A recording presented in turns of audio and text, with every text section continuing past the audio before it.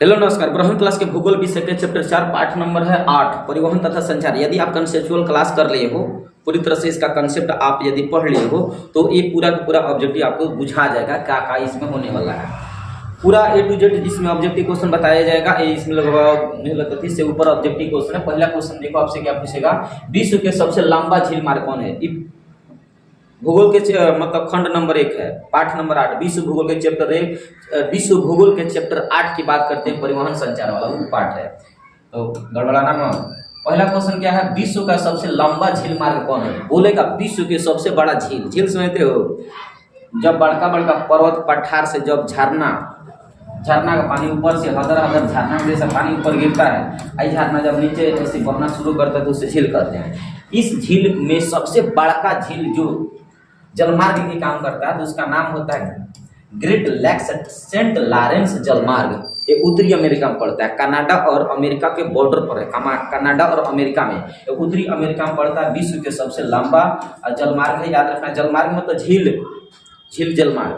विश्व के सबसे लंबा झील वाला जलमार्ग कौन है, तो ग्रेट लैक्स सेंट लॉरेंस जलमार्ग उत्तरी अमेरिका में पड़ता है। कहाँ? उत्तरी अमेरिका में, अमेरिका वाले देशों में। और इसकी कुल लंबाई की बात करोगे तो 3700 किलोमीटर है। देख रहे हो कितना बड़ा है, बहुत बड़ा है। अब 3700 किलोमीटर का मतलब ये हुआ ना कि भारत देश से बड़का लंबैया इसका है। पनामा नहर जोड़ता है, देखो सबको पता है पनामा नहर स्वेज और सईद को जोड़ने के काम करता है। स्वेज है लाल सागर और ये है भूमध्य सागर।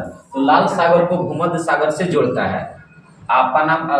इस स्वेज नहर की बात कर रहे हैं। स्वेज नहर जोड़ता है, लेकिन ये पूछा पनामा नहर। तो पनामा नहर किसको जोड़ता है, तो पनामा से पोलोन को जोड़ता है। पनामा से किसको जोड़ता है, पोलोन से। तो इस बात को याद रखना, पनामा नहर पनामा को पोलोन से जोड़ता है।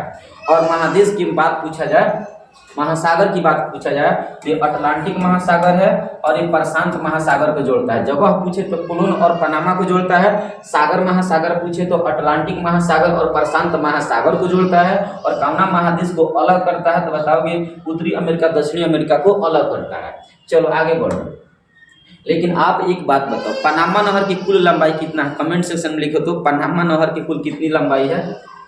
वर्ल्ड वाइड वेब सुनते, वर्ल्ड वाइड वेब वेबसाइट वाला। तो वर्ल्ड वाइड वेब की आविष्कार देखोगे ना, टिम बर्नर्स ली ने किए थे। ये 1989 के जमाना चल रहा था। और ये ब्रिटिश मानो तो अंग्रेज अधिकारी थे, अंग्रेज साइंटिस्ट थे। इनके द्वारा वर्ल्ड वाइड वेब का स्थापना किया गया था 1989 ईस्वी में। ब्रिटिश आदमी थे, ब्रिटेन के रहने वाले थे। अगला है स्वेज नहर निम्न में से किसको जोड़ती है। अभी ऊपर बोला गया था स्वेज नहर देखोगे ना तो भूमध्य सागर को लाल सागर से जोड़ती है। भूमध्य सागर में स्वेज बंदरगाह है, स्वेज बंदरगाह। और भूमध्य सागर में भूमध्य सागर में सईद बंदरगाह है और लाल सागर में स्वेज बंदरगाह है। इस बात को याद रखना, इन दोनों को जोड़ने के काम करती है और एशिया और अफ्रीका को तोड़ने के काम करती है।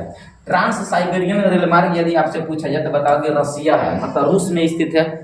ट्रांस साइबेरिया रेल मार्ग विश्व के सबसे बड़ा रेल मार्ग है। ट्रांस साइबेरिया रेल मार्ग जो व्लादिवोस्तोक से लेकर सीधे जाती है कहाँ, सेंट पीटर्सबर्ग मतलब मॉस्को तक जाती है। और इसकी कुल लंबाई 9200 कुछ किलोमीटर है, याद रखना।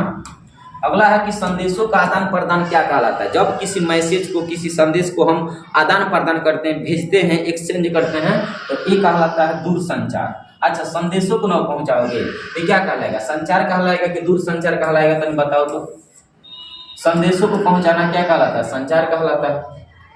अगला है पार महाद्वीपीय स्टुअर्ट महामार्ग किन के मध्य से गुजरता है। ध्यान से सुनो, पार महाद्वीपीय स्टुअर्ट महामार्ग ये देखोगे ना, ये ऑस्ट्रेलिया में है। कहाँ है बाबू, ऑस्ट्रेलिया में। ये ऑस्ट्रेलिया महादेश में पड़ता है। ऑस्ट्रेलिया का सबसे प्रमुख रेल मार्ग होता है और ये डार्विन को मेलबोर्न से जोड़ता है। स्टुअर्ट महामार्ग पूछो तो ऑस्ट्रेलिया बताओगे, डार्विन को मेलबोर्न से जोड़ने के कार्य करता है। किस देश में रेल मार्ग को जाल का सघनतम घनत्व माना जाता है। ऐसा कोई देश है जहां बहुत ज्यादा रेलगाड़ी चलता है। रेलगाड़ी तो चले या ना चले अलग बात है, लेकिन पटरिया बहुत ज़्यादा बिछाया गया है, गजर बजर पटरी बिछाया गया है। तो बताओ कौना देश में सबसे ज़्यादा पटरी बिछाया गया है? इसी बिछाने की प्रक्रिया को सघन कहते हैं। बहुत ज़्यादा घन है पटरी, तो सबसे ज़्यादा पटरी घन कहाँ है? तो बताओ कि अमेरिका में। घनत्व तो मतलब ज़्यादा घन है अमेरिका में, उसी को संयुक्त राज्य अमेरिका या यूएसए के नाम से आप जानते हो। बृहद ट्रंक मार्ग होकर गुजरता है। देखो, बृहद ट्रंक मार्ग जो बहुत बड़ा व्यस्तम मार्ग होता है ना, उसी को बृहद बोलते हैं, ट्रंक मार्ग। तो उत्तरी अटलांटिक महासागर को सबसे ज्यादा व्यस्ततम महामार्ग माना जाता है। तो याद रखना, उत्तरी अटलांटिक महासागर को बृहद ट्रंक मार्ग या सबसे व्यस्ततम मार्ग के नाम से जानते हैं, ठीक ना। और ये देखोगे तो अमेरिका और यूरोप के बीच में स्थित है, पूर्वी अमेरिका और पश्चिमी यूरोप। अगला है कि सबसे व्यस्ततम समुद्री कौन है? उत्तरी अटलांटिक महासागर सबसे व्यस्ततम है। अगला है बिग इंच पाइपलाइन द्वारा परिवहन किया जाता है। देखो, जब द्वितीय विश्व युद्ध हो रहा था ना, तो उस समय अमेरिका के द्वारा बिग इंच पाइपलाइन बनाया गया था, ताकि चुपके चुपके पेट्रोलियम को हम अमेरिका तक, मतलब अमेरिका अपने सैनिक अड्डा तक या फिर विभिन्न प्रकार के केंद्रों तक पहुंचा सके। तो उस समय द्वितीय विश्व युद्ध के समय 1942 ईस्वी में बिग इंच पाइपलाइन का परिवहन का साधन बनाया गया था। 1942 ईस्वी में अमेरिका द्वारा बनवाया गया था, ताकि चुपके क्या करे, पेट्रोलियम को ढो सके। पेट्रोलियम देखो तो डीजल, किरासन तेल सब कुछ आ जाता है। तो पेट्रोलियम याद रखना, तरल पेट्रोलियम मत कह देना, खाली पेट्रोलियम आंसर होता है। अगला है कि चैनल टनल किसे कहते हैं? चैनल टनल मतलब एक प्रकार का नहर होता है चैनल। तो चैनल नहर देखिए तो फ्रांस और ब्रिटेन के बीच में स्थित है। तो फ्रांस की राजधानी पेरिस दे दिया है और ब्रिटेन की राजधानी लंदन दे दिया है। इसको अगर देश के रूप में पूछा जाए तो ये पूछा जा सकता है फ्रांस और ब्रिटेन के बीच में, इसी को इंग्लैंड भी कह सकता है। इन दोनों देशों के बीच में चैनल टनल है, बहुत बड़का समुद्र के रास्ता है जिसके माध्यम से आवागमन होता है, एक प्रकार के नहर जैसा काम करता है।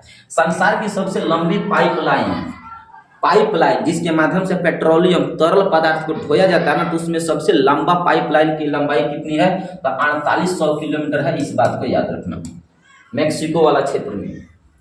निम्नलिखित में से किसका प्रयोग जल और पेट्रोलियम जैसे तरल पदार्थों के परिवहन के लिए किया जाता है? तो पाइपलाइन का प्रयोग देखोगे ना, परिवहन 4 प्रकार का होता है। तो परिवहन जो तरल पदार्थों को ढोता है पाइपलाइन के माध्यम से ढोया जाता है। तो पाइप धरती के नीचे खोदाई करके नीचे पाइप बिछा दिया जाता है और उसके माध्यम से तरल पदार्थों को ढोया जाता है, उसी को कहते हैं पेट्रोलियम। जैसे तरल पदार्थों को कौन ढोता है? पाइप के माध्यम से। जैसे पानी हो गया, देख रहे हो आजकल नल जल योजना के माध्यम से पाइप के माध्यम से तरल पदार्थ पानी को पहुंचाया जाता है। उसी प्रकार कहीं देखोगे तो डीजल, किरासन के तेल और पेट्रोल, एलपीजी गैस ऐसे पहुंचाया जाता है। तो तरल पदार्थों को पहुंचाने का श्रेय पाइपलाइन के माध्यम से होता है। परिवहन का सबसे तीव्र और किंतु सबसे महंगा साधन कौन होता है? परिवहन 4 प्रकार के होते हैं ना बाबू। एक होता है सड़क परिवहन, जल परिवहन और वायु परिवहन, एक होता है पाइपलाइन परिवहन। तो वायु परिवहन सबसे महंगा होता है। यहाँ से अगर दिल्ली जाना है तो लगभग 4000-5000 टिकट लग जाता है रेट। और वहीं गाड़ी से जाओगे, ट्रेन से 200-250 में 300 में चले जाओगे टिकट कटाकर।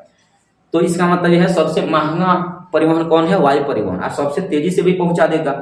और सड़क से जाओगे, रेलगाड़ी से जाओगे तो ये लगभग 12 घंटा 16 घंटा, मतलब 16 घंटा प्लस से लग जाता है। हवाई परिवहन से जाओगे तो 1-2 घंटा के आसपास में पहुंच जाओगे, 1-1.5 घंटा के आसपास लग जाएगा।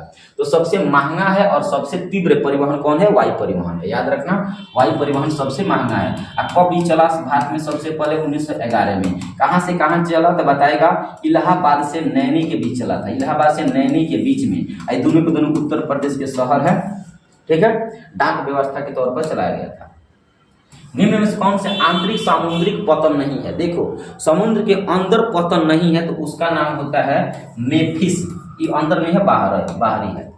पनामा नहर जोड़ती है। देखो, सबको पता है पनामा नहर न प्रशांत महासागर इधर है और अटलांटिक महासागर इधर है, इन दोनों को जोड़ने के काम करती है। तो प्रशांत महासागर और अटलांटिक महासागर इन दोनों को जोड़ने के काम करती है। इसकी लंबाई की बात करोगे तो 72 किलोमीटर हो जाता है, और चौड़ाई की बात करोगे तो 90 मीटर हो जाता है, ठीक है। याद रखना। कब बना था? 1904 से बनना शुरू हुआ था और 1914 में जाकर खत्म हुआ था। कहाँ के इंजीनियर बनाया था? क्या नाम था उसका?